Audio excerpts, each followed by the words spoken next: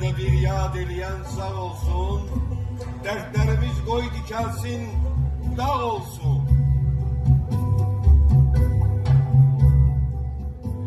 Heydər baba, gül sinəni dağlasın, yüzün gülsün, kulakların ağlasın, uşaqların bir dəstə gül bağlasın, yel gələndə yer gətirsin bu yana.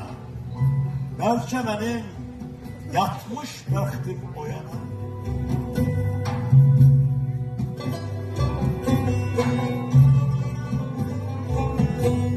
Heydər baba, senin üzün ağ olsun. Dört bir yanın bulaq olsun, bağ olsun. Bizden sonra senin başın sağ olsun. Dünya qəzəl qədər ölüm itimdir. Dünya boyu oğulsuzdur, yetimdir.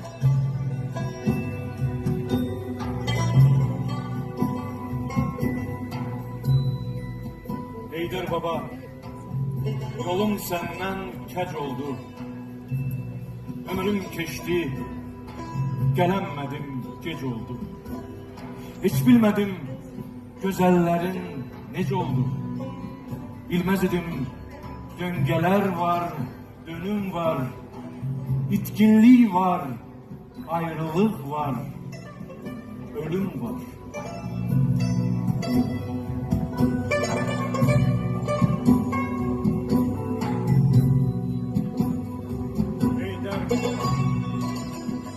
İki demek bitirmez. Ömür keçer, əfsus bəhrə bitirmez.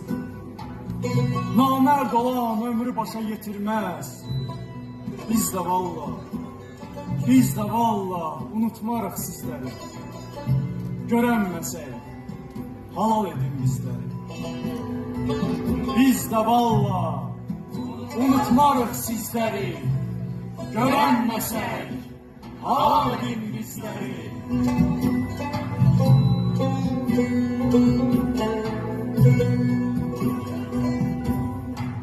Xəzan yeni yarpaqları tökəndə, bulut dağdan yenib kəndə çökəndə, Şeyxülislam qızıl səsin çəkəndə, miskilli söz ürəklərə dəyərdi. Ağaçlar da Allah'a baş əyərdi.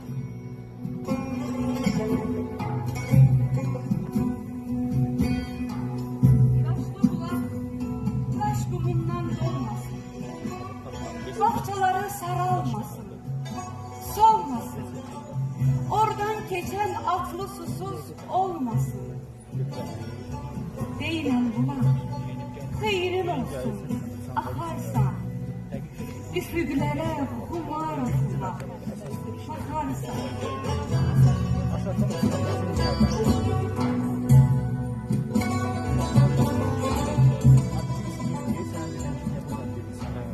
Heydər baba, dağın, daşın, sərəsi, kəklik oxur dalısında fərəsi, quzuların ağı, bozu, qarası, bir görəydin dağ dərələr uzunu, oxuyaydım